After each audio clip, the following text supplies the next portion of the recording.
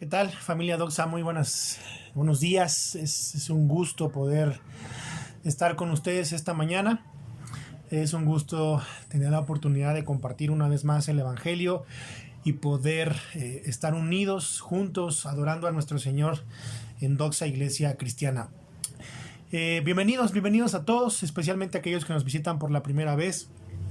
Si tú nos visitas por la primera vez, queremos decirte que estamos muy alegres de tenerte, que puedas sentirte en casa, que puedas sentirte a gusto, que podamos servirte de la mejor manera.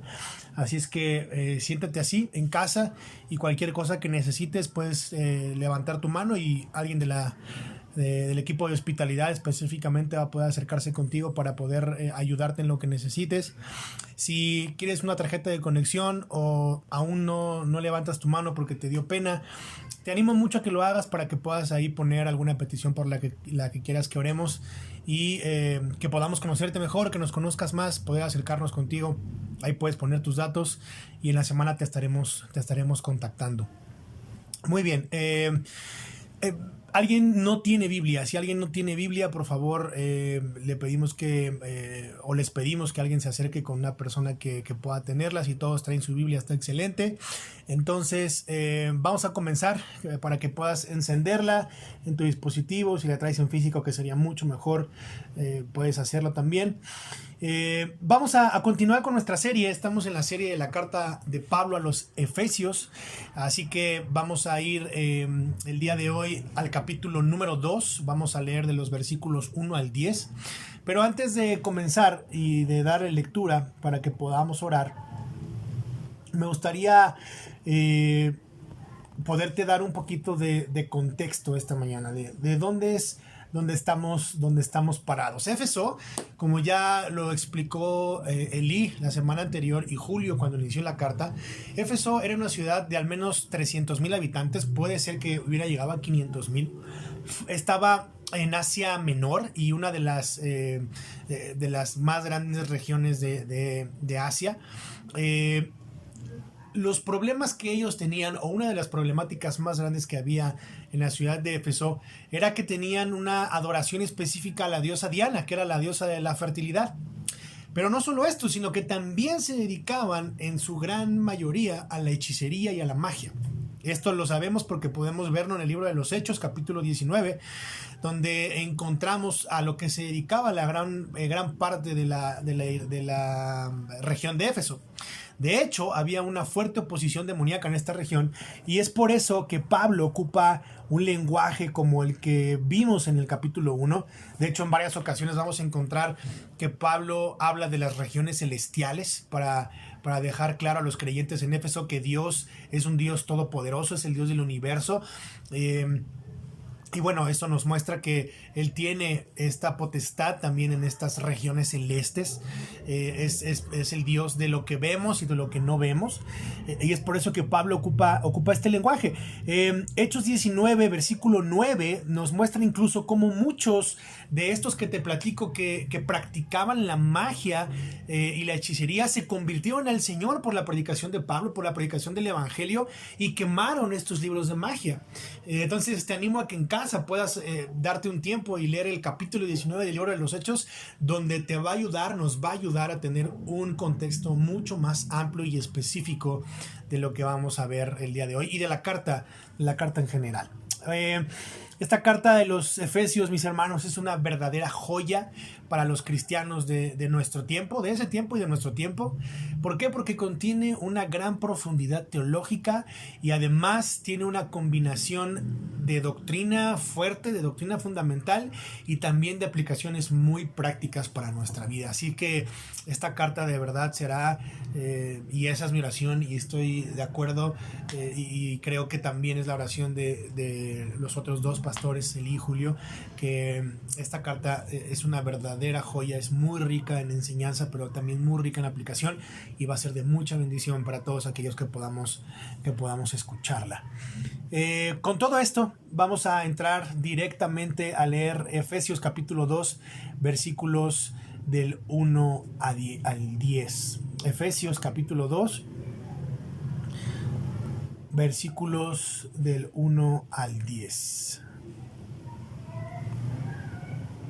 dice lo siguiente: y Él les dio vida a ustedes que estaban muertos en sus delitos y pecados, en los cuales anduvieron en otro tiempo, según la corriente de este mundo, conforme al príncipe de la potestad del aire, el espíritu que ahora opera en los hijos de desobediencia. Entre ellos también todos nosotros en otro tiempo vivíamos en las pasiones de nuestra carne, satisfaciendo los deseos de la carne y de la mente, y éramos por naturaleza hijos de ira, lo mismo que los demás. Pero Dios, que es rico en misericordia, por causa del gran amor con que nos amó, aun cuando estábamos muertos en nuestros delitos, nos dio vida juntamente con Cristo.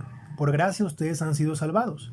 Y con Él nos resucitó y con Él nos sentó en los lugares celestiales en Cristo Jesús, a fin de poder mostrar en los siglos venideros las sobreabundantes riquezas de su gracia, por su bondad para con nosotros en Cristo Jesús.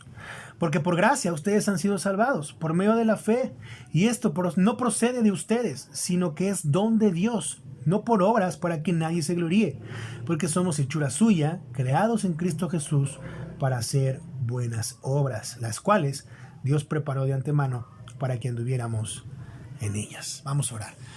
Señor, gracias, muchas gracias por la bendición que nos regalas de estar esta mañana reunidos como iglesia para adorarte, como tu cuerpo, Señor, como tu esposa, como tus hijos salvados por gracia.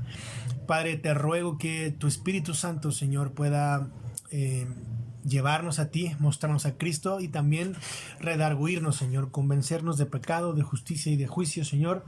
Y Señor, todo lo que yo vaya a hablar, todo lo que yo vaya a enseñar, Padre, que verdaderamente, Señor, sea lo que está en tu palabra y no ideas mías, Señor. Que lo que tú tengas que decir por medio de mi boca, Señor, sea mucho más que lo que yo pude haber preparado, Padre. Señor, que las motivaciones de mi corazón siempre estén guiadas por el Evangelio, que no haya nada oculto, Señor, en mí y en mi vida para poder compartir tu palabra esta mañana. Ayúdame, Señor, a ser fiel en ella para que todos nosotros, Señor, podamos salir edificados de este lugar, Señor. Tuyo es el reino, el poder y la gloria, Señor. En el nombre de Jesús. Amén.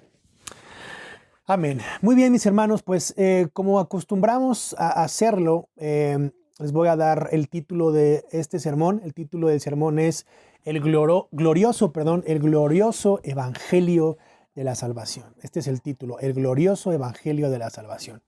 Y mi argumento o mi mensaje para hoy, esta mañana, que si todo lo que yo digo el día de hoy se te olvida o te cuesta trabajo recordarlo, que esta frase sea la que se pueda quedar en tu mente y en tu corazón. Y mi mensaje para hoy, el argumento es: todo ser humano sin Cristo está muerto, mientras que aquellos que por gracia han puesto su fe en Jesús son resucitados a una nueva vida en Él. Va otra vez. Todo ser humano sin Cristo está muerto, mientras que aquellos que por gracia han puesto su fe en Jesús son resucitados a una nueva vida en Él. Mis hermanos, es increíble lo que acabamos de leer, es verdaderamente profundo. Y esta porción, mis hermanos, es la carne, es la parte gruesa y profunda de todo lo que Pablo ya nos ha dicho en el capítulo 1, donde nos enseña cómo el Dios Trino opera de una manera perfecta, de una manera completa en la salvación, y cómo en Cristo, en la segunda persona de la Trinidad, lo tenemos todo. Es por eso que ahora Pablo nos recuerda lo que éramos sin Cristo y cómo es que llegamos a ser salvos. Eso es muy interesante. Y este punto es muy profundo y es parte de lo que vamos a ver el día de hoy. He dividido este sermón en 3 puntos. Punto número 1, lo he titulado El ser humano sin Jesús, y lo vamos a ver en los versículos 1 al versículo 3. El punto número 2 lo he titulado El glorioso Evangelio de la Gracia, y eso lo vamos a ver del versículo 4 al versículo 6. Y por último, mi punto 3 lo he titulado El nuevo estado del hombre en Cristo, y eso lo veremos de los versículos 7 al versículo 10. Así es que punto número 1, el ser humano sin Jesús, versículos del 1 al versículo 3. Durante siglos, mis hermanos, el ser humano siempre ha estado buscando ser mejor, ir progresando. Y mucho del pensamiento que vemos hoy en nuestra sociedad, esta superación personal que produce el éxito en el hombre, y esto se ve de manera tangible en las consecuencias de ser exitoso según la sociedad. El ser humano siempre está buscando ser mejor. superarse, es tener mejores expectativas, ¿verdad? Y esto, como les decía, se ve reflejado en una carrera, tener varios diplomas, maestría, viajes, propiedades, conocer el mundo, ser una persona culta, tener una libertad financiera, ¿verdad? Que es como el eslogan de hoy en día, es lo que está de moda, una libertad financiera. Y de hecho, ahora todo mundo es coach, es coaching de algo. ¿Tú a qué te dedicas? Soy coaching de motivación, soy coaching empresarial, soy coaching de ventas. O sea, para todo hay un coaching, ¿verdad? Y el marxismo es interesante, tiene una propuesta y la propuesta es que la forma en la que habrá un nuevo hombre, eso es lo que planteaba Marx, que habría una manera de llegar a ser un nuevo hombre y una nueva sociedad, tenía que hacerse en términos exclusivamente económicos. La nueva sociedad consiste en una sociedad sin clases, que seguiría una revolución y el nuevo hombre emergería como resultado de su liberación económica. Eso es lo que propone el marxismo. Marx encontró una solución a la problemática del hombre, pero él la encontró en términos económicos. A diferencia de él, Pablo, de manera más profunda, y Dios, por supuesto, va mucho más allá de eso. Y para entender la problemática verdadera del hombre y cómo éste puede llegar a ser un hombre nuevo y esto a su vez, más bien, y esto que a su vez produzca una nueva sociedad, es lo que vamos a ver en esta carta, en este capítulo. Vamos a leer de nuevo los versículos del 1 al 3 y vamos a poder entender esta parte que estamos mencionando. Fíjate conmigo, ve conmigo y fíjate cómo es que Pablo lo menciona en los versículos del 1 al 3 del capítulo 2. Dice, y él, ¿quién es él? La pregunta es, ¿quién es él? Jesús, él. ¿Cómo lo sabemos?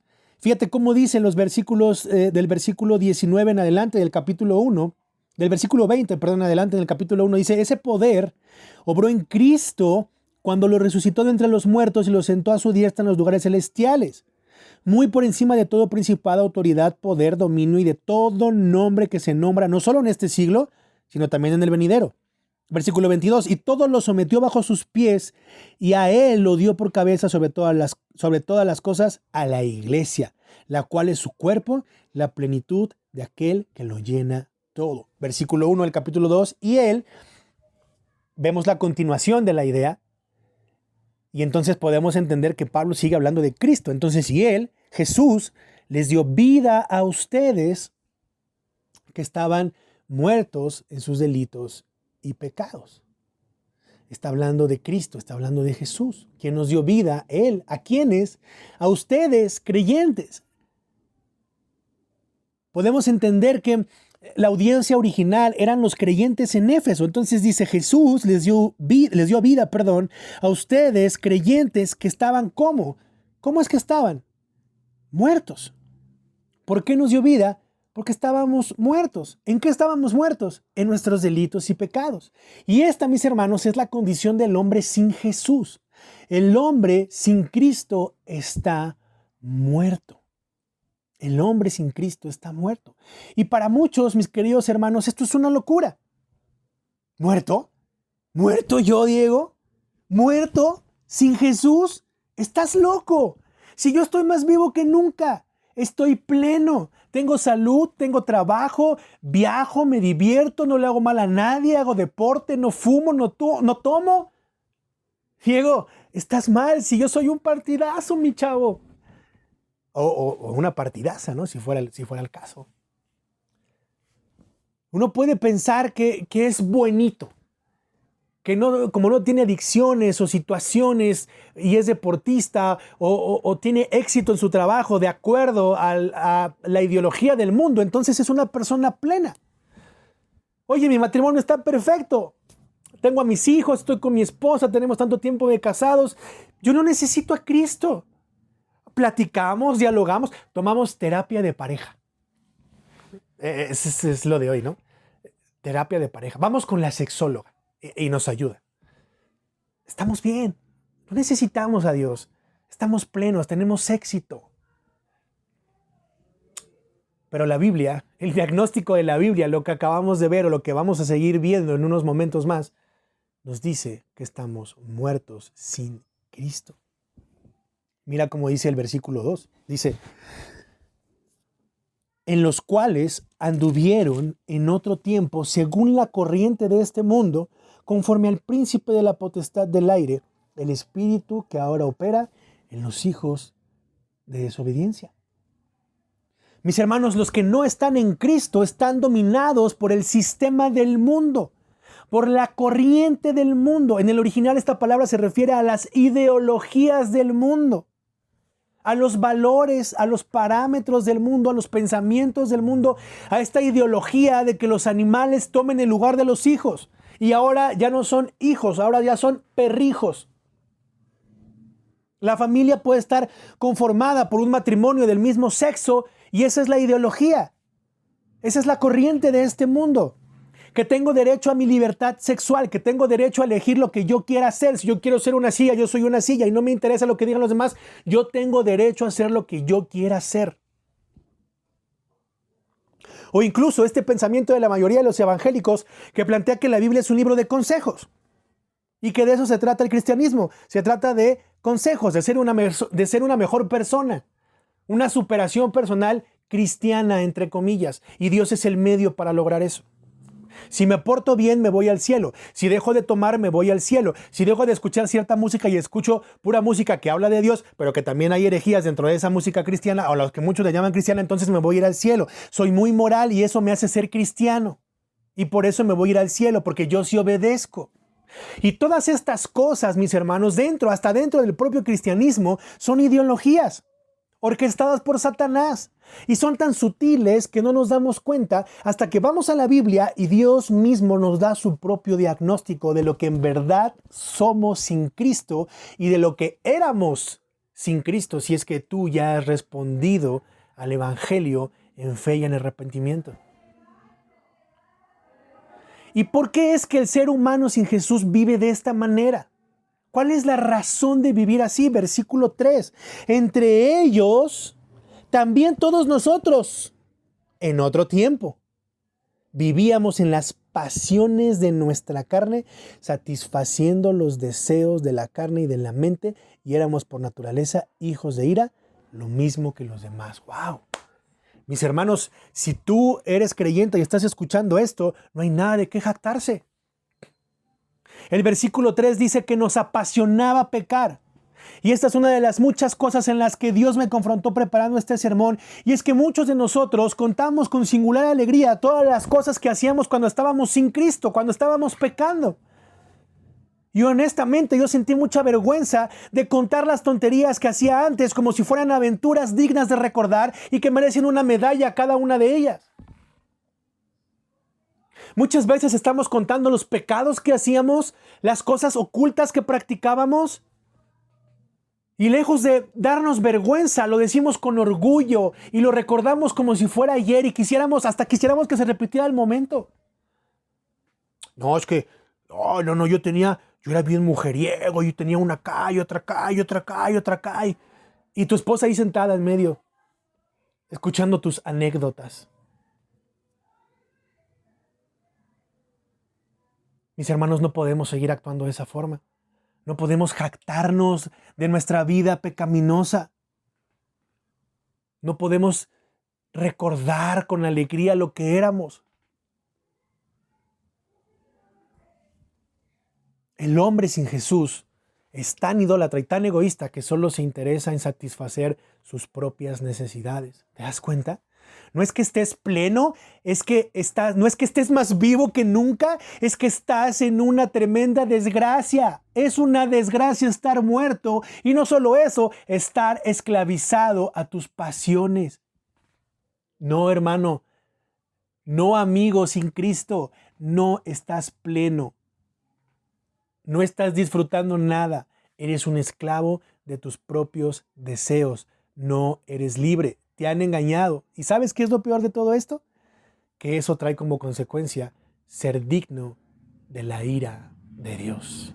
No hay otra cosa por lo cual seas digno sin Cristo más que de la ira del Dios vivo y verdadero. Si tú estás aquí sin Cristo, esta es tu condición el día de hoy. Si tú estás aquí y eres creyente, no se te olvide de dónde te sacó el Señor. Porque para lo único que tú eras digno era para su propia ira. Mi amigo, mi amiga que estás aquí sin Cristo, temo decirte que eres digno de la ira de Dios. Y una vez más, mi hermano creyente, recuerda que cuando vivías así estabas muerto y lo único que verdaderamente merecías era esa misma ira del Señor. Hermano, yo sé que esto es contundente, es fuerte, es confrontativo, pero Dios es contundente. Dios no puede ser burlado. No hay manera de engañar a Dios. O estás o no estás. O eres hijo de Dios o eres enemigo de Dios. Y la pregunta a todo esto es, ¿y entonces? ¿Qué podemos hacer o qué puedo hacer si esta es la condición de aquellos que no están en Cristo? ¿Qué hacemos? ¿Cómo lo resolvemos? ¿Cómo podemos dejar de ser hijos de ira? ¿Cómo me salvo? ¿Qué tengo que hacer? ¿Cuál es la solución para esto? Amigos, hermanos, la respuesta es nada. Tú y yo no podemos hacer nada para que Dios nos salve. ¿Por qué? Porque estábamos muertos. Y si tú estás sin Cristo el día de hoy, estás muerto. No puedes hacer nada. Y esto, mis hermanos, es lo que me lleva a mi segundo punto. Punto número 1, el hombre sin Jesús. Punto número 2, el glorioso evangelio de la gracia. Mira conmigo el versículo 4. Pero Dios, ¿te das cuenta? Pero Dios, este es uno de los peros más profundos y confrontadores de toda la Escritura, mis hermanos. Pero Dios que es rico en misericordia por causa del gran amor con que nos amó, verso 5, aun cuando estábamos muertos en nuestros delitos, nos dio vida juntamente con Cristo. Por gracia ustedes han sido salvados. ¡Wow! Amén. Si tú estás escuchando esto, por favor, tú tienes que decir amén a esto. Lo único que puede salvarnos es Dios. Pero no hay nada que tú y yo podamos hacer para que eso pase, para que eso suceda. No hay una sola cosa que podamos hacer para que Dios entre en acción y pueda rescatarnos de esta muerte en la que nos encontramos por nuestro propio pecado.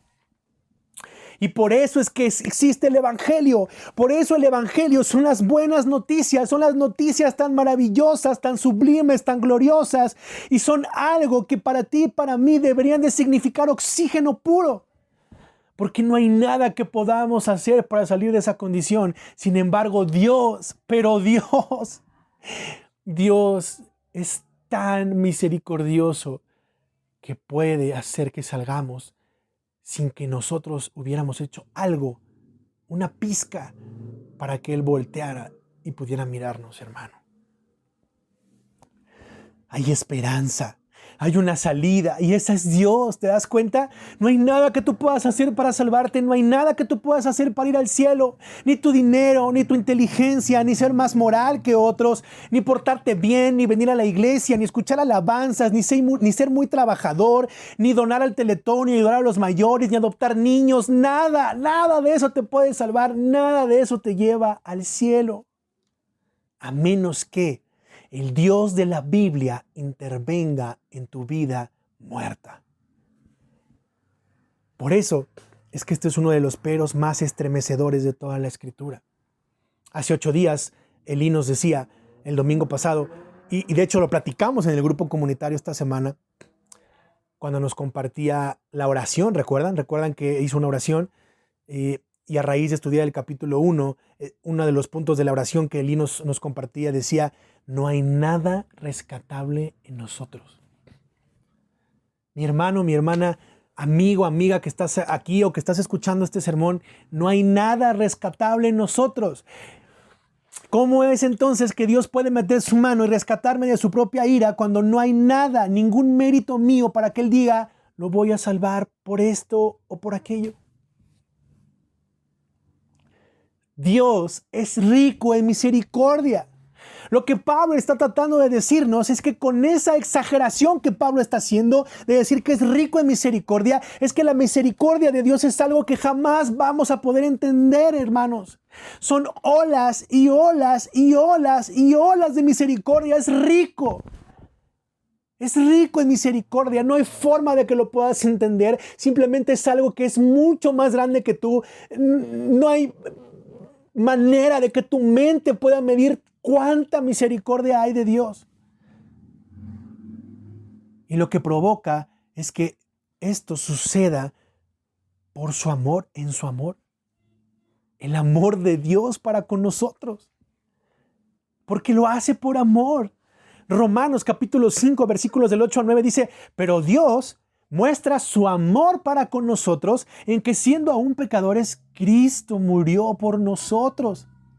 Entonces mucho más, habiendo sido ahora justificados por su sangre, seremos salvos de la ira de Dios. ¿Por qué? Por medio de Él. Versículo 5 de Efesios 2. Aun cuando estábamos muertos en nuestros delitos, nos dio vida juntamente con Cristo. Por gracia ustedes han sido salvados. Por gracia ustedes han sido salvos. Este es el Evangelio. Estas son las buenas noticias de que Dios por su amor y su gracia nos ha salvado. Y no sé tú, pero yo hasta este punto no puedo encontrar un solo versículo que hable de mí o algo que yo haya hecho para que Dios pudiera salvarme. Lo que sí veo es que merecemos toda la ira de Dios en razón de vivir siguiendo nuestras pasiones y deseos pecaminosos. Eso es lo que yo sí veo en el texto.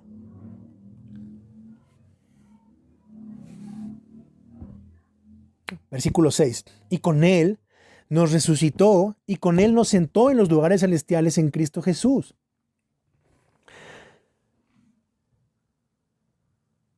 Mis hermanos, Dios nos salva, nos transforma, nos da un nuevo corazón, nos justifica, nos llena de su Espíritu Santo, nos resucita.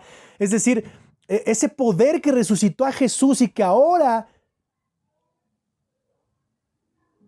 opera en nosotros para que podamos ser transformados, es ese mismo poder que lo tiene sentado a la diestra del Padre y es el mismo poder que opera en nuestras vidas para que podamos ser traídos de muerte a vida, para que podamos ser resucitados de la vida pecaminosa que llevamos a una nueva vida en Cristo Jesús. Y esta es la obra redentora de Jesús en la cruz. El poder que operó para hacer todo esto es el mismo poder que ahora opera en ti y en mí por medio del Espíritu Santo.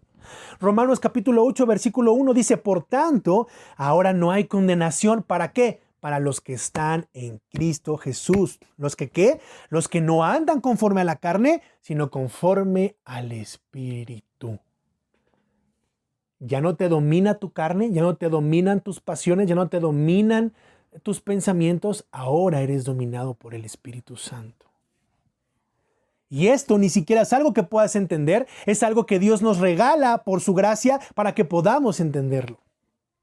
¿Cuál es entonces la razón de ser salvos? ¿Para qué es que Dios nos salva? Sí, nos salva por amor, el amor de Dios. ¿Para quién? Para sus elegidos, para aquellos a quien decide salvar por el puro afecto de su voluntad. Hermanos, es un privilegio de Dios ser un elegido y ser salvo. Pero hay una razón. ¿Cuál es el punto de que Dios nos pueda salvar de esta miseria si no hay nada que podamos hacer para que Él interviniera? ¿Para qué Dios es que Él nos salva? Y esta respuesta, mis queridos hermanos, la vamos a encontrar en el versículo 7 en adelante. Y es lo que me va a llevar a mi tercer y último punto. Punto número 3, el nuevo estado con Cristo. El nuevo estado con Cristo. Punto número 1, el ser humano sin Jesús. Punto número 2, el glorioso evangelio de la salvación. Y punto número 3, el nuevo estado con Cristo. Versículos del 7 al 10. Versículo 7 dice, a fin, es decir, una vez que el Señor intervino en su gracia y en su misericordia y nos ha salvado y nos sentó en los lugares celestiales en Cristo Jesús, versículo 7, a fin de poder mostrar en los siglos venideros las sobreabundantes riquezas de su gracia por su bondad para con nosotros en Cristo Jesús. ¿Te das cuenta? Dios muestra su bondad, Dios muestra su gracia, Dios muestra sus riquezas. Todo tiene que ver con Dios, no tiene nada que ver contigo. Tú no estás aquí, tú no apareces en este mapa. Y una vez más, es que el Señor nos salva, nos transforma, nos da un nuevo corazón, pasamos de estar muertos a estar vivos en Él. Y ahora entonces, es hasta este punto que ahora tú y yo podemos obedecer. Y entonces conocemos su voluntad y es por eso que entendiendo el Evangelio, no podemos callarnos y podemos compartirlo porque es tan sublime, es tan glorioso que nadie puede callarnos la boca porque ahora estamos vivos y el mundo tiene que saber que estamos vivos por Cristo. Y esto es lo que tú y yo y miembros de Doxa deberíamos estar haciendo.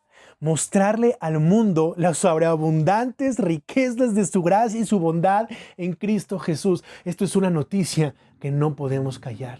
Porque la mala noticia es que merecemos la ira de Dios, es que estamos muertos en delitos y pecados, es que somos guiados por nuestra mente, por nuestras pasiones pecaminosas, pero un día Dios intervino y en su gracia y en su misericordia nos salvó, nos rescató, nos dio un nuevo corazón, transformó nuestra vida, nos regeneró por completo y ahora somos resucitados en Cristo y esas son las buenas noticias que tú y yo deberíamos de estar anunciando al mundo porque Cristo nos ha salvado. Porque la bondad de Jesús es tan grande que aquí está el testimonio viviente de lo que Cristo ha hecho. Tu vida y mi vida. ¿Por qué hacemos esto? Versículo 8. ¿Por qué hacemos esto? Porque por gracia ustedes han sido salvados. ¿Por qué? Por medio de la fe, y esto no procede de ustedes, sino que es don de Dios. Porque por gracia han sido salvados. Por ustedes mismos nunca lo hubieran hecho. Ustedes son salvos por ser buenas personas. Ustedes son salvos por ir a una iglesia de sana doctrina. Ustedes son salvos por saber tanta teología. No, por supuesto que no. Son salvos por medio de la fe. ¿La fe en qué? En Cristo Jesús. Espera, Diego. ¿Ya viste cómo sí podemos hacer algo? ¿Ya viste cómo sí debemos hacer algo? Hay que tener fe. Tenemos fe, ponemos nuestra fe. ¿Ya ves? Yo siempre he sido un hombre de fe. Dios bendice a los que tienen fe, dirían los clásicos. Pero no está hablando de eso. No es tu fe. No, Dios no te tiene donde te tiene porque tú tienes mucha fe. Dios no te ha prosperado económicamente porque tú tienes mucha fe. Dios no ha restaurado tu matrimonio porque tú tienes mucha fe. Es más, tú no eres salvo porque tengas mucha fe. Fíjate cómo sigue diciendo los siguientes versículos. Versículo 9, no por obras. ¿Para qué? Para que nadie se gloríe. Para que nadie se gloríe. Sino que arribita en el versículo 8 dice que la fe es don de Dios, mis hermanos. ¿Ya te diste cuenta? La fe no es algo que tú tengas. La fe es algo que Dios te da para que puedas creer. Y la fe, en este contexto de Efesios, tiene que ver con una fe salvífica. Es decir, que Dios abre tus ojos, el Espíritu Santo, para llevarte a Jesús y que puedas entender la obra redentora de Cristo Jesús y que puedas poner tu fe en eso, en que Cristo fue a la cruz y derramó hasta la última gota de su sangre por amor a ti, por amor a mí, la cual perdonó nuestros pecados y ahora tenemos una vida juntamente con Cristo porque Él resucitó de entre los muertos. Eso es a la fe a la que se refiere Efesios capítulo 2. No son tus buenas obras, tú no te salvas. Ahora, el Evangelio produce en ti buenas obras. No que tus obras te salven, sino que la salvación que ya tienes produce en ti buenas obras. No es primero obedece y después te salvo. No es primero te salvo y después obedeces. Yo te doy la fe. El poder que obró en mí para resucitarme de entre los muertos es el mismo poder que va a obrar en ti para que puedas venir de muerte a vida. Y ahora, con todo eso, ya puedes obedecer. Versículo 10. Porque somos hechura suya, creados en Cristo Jesús para hacer buenas obras, las cuales Dios preparó de antemano para que anduviésemos en ellas. Fíjate qué interesante, dice hechura suya. Y esto, mis hermanos, es que está diciendo aquí Pablo. Dice, son mis criaturas, son una belleza, yo los he creado, pero cuando reciben la salvación por gracia, por medio de la fe sola en Cristo, son mi obra maestra. Es hechura suya, es la cereza en el pastel, es la creación en su máximo esplendor cuando somos salvados por Cristo. Y esa es la belleza del Evangelio, hermanos. En el original dice que somos como un poema, somos una obra maestra del artista principal de toda la creación, que es Dios. El ser humano salvado por Cristo es la cereza en el pastel de la creación. No fuimos creados solo para estar así sin hacer nada, sino que fuimos creados para hacer buenas obras.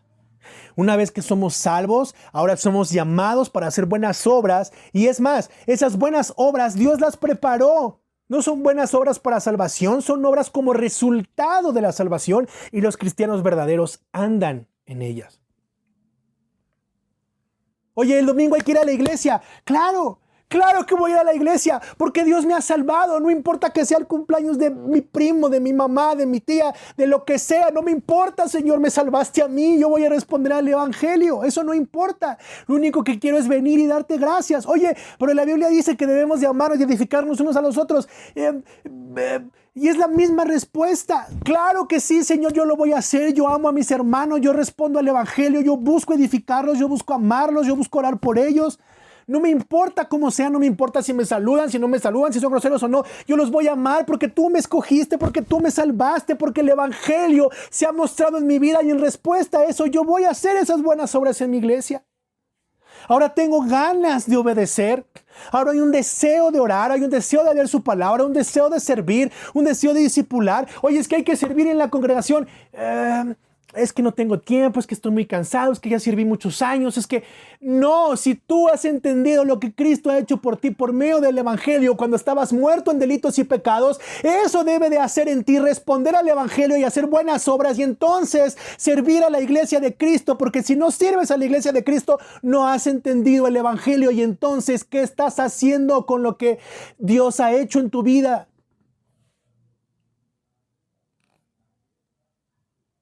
No hay un deseo de discipular, de ayudar a otros, porque las motivaciones de nuestro corazón deben de responder al Evangelio, y cuando no lo hacen, lo único que estamos haciendo es satisfaciendo nuestras propias necesidades, nuestro propio ego, nuestro propio orgullo. Hay gente aquí que está casada con la iglesia, pero para malas cosas, para todo le echan la culpa a Doxa. Y estamos tan pendientes de lo que los hermanos hacen y no nos ponemos a ver lo que nosotros no hacemos por los hermanos, y lo deberíamos de estar haciendo por respuesta al Evangelio. Y a veces navegamos con una bandera de unos cristianos tan buenos y tan ejemplares, pero cuando hablamos de servir y de amor y de sacrificio a los demás, somos los últimos en aparecernos.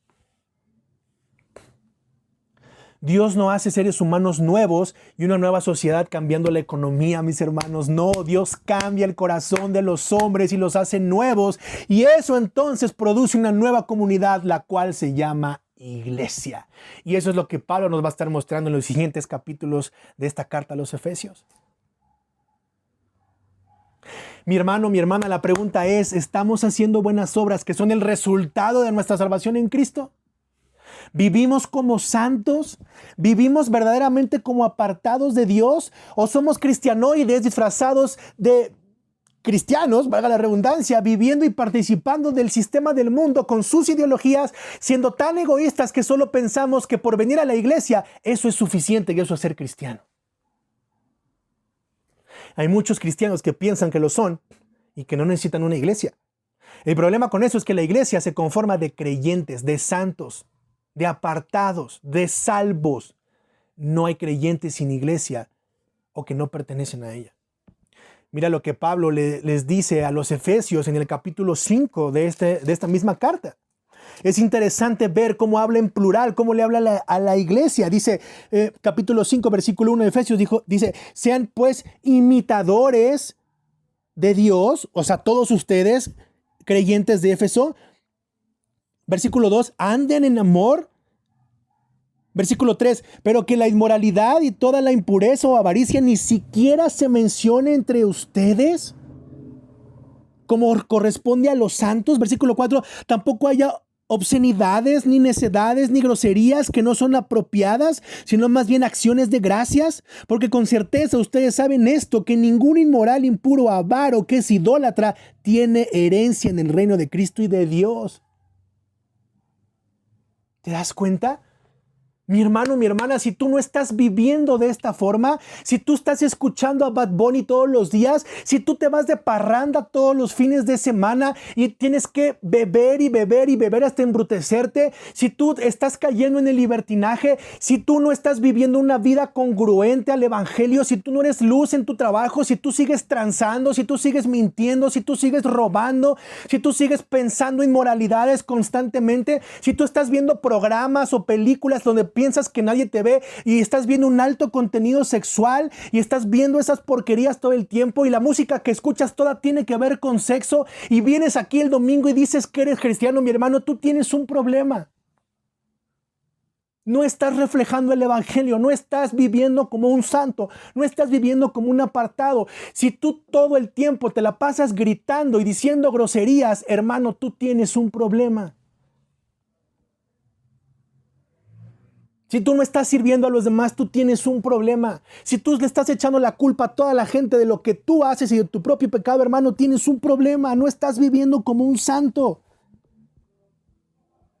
Versículo 6 del capítulo 5, que nadie los engañe con palabras vanas, pues por causa de estas cosas la ira de Dios viene sobre los hijos de desobediencia. ¿Te das cuenta el mismo lenguaje?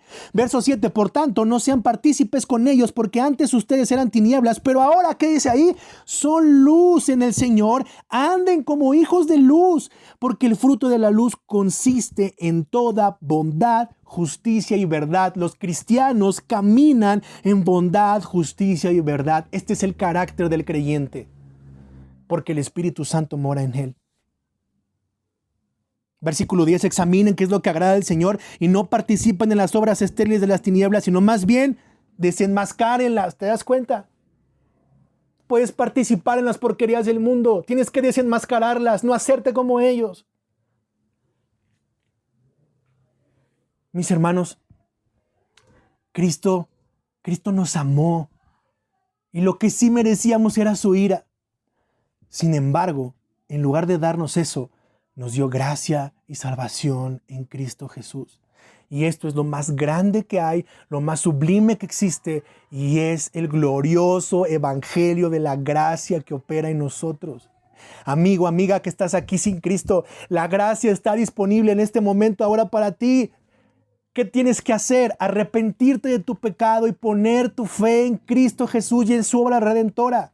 Mi hermano creyente, recuerda lo que eras y que no había nada bueno en ti para que fueras salvo. Y como Dios en su gracia interviene y por su amor ahora te resucita y te da vida y vida en Cristo para que ahora puedas hacer buenas obras. Sirve, ama y discipula. Deja de perder el tiempo en lo terrenal y empieza a trabajar en lo eterno, respondiendo al Evangelio de Cristo. Mis hermanos, pónganse de pie, por favor. Vamos a orar y vamos a dar gracias. Padre, gracias. Gracias, Señor. Gracias por tu palabra. Gracias por tu Evangelio, Señor. Padre, perdónanos porque como creyentes, Señor, se nos olvida de dónde nos sacaste y empezamos a vivir una vida moralista sin responder al Evangelio, Señor. Sin mirar nuestros propios corazones antes que el de los demás, Señor. Padre, perdónanos, ayúdanos a ser más como tú, ayúdanos a ver el glorioso Evangelio de la salvación y cómo en tu gracia y en tu misericordia tú interveniste para que podamos ser salvos, Señor. Perdónanos si hemos puesto en primer lugar todas las demás cosas que no son tú en nuestra vida, Señor. Nuestro negocio, nuestro trabajo, nuestra familia, Señor. Antes que tú, iglesia. Ayúdanos a hacer buenas obras, a responder al Evangelio, Padre, y amar a nuestra iglesia y servirla. Y aún más, Señor, amar a los perdidos, Señor. Mostrándoles la misma gracia y el mismo amor que tú tuviste para con nosotros. Padre, yo te pido que si hay una persona inconversa aquí, tú puedas traerlo a fe y arrepentimiento en este momento, pueda reconocer sus pecados y pueda ver el glorioso Evangelio y a Jesús en la cruz y responder a eso, Señor. Señor, te doy gracias por este tiempo y por tu palabra. En el nombre de Jesús. Amén. Amén.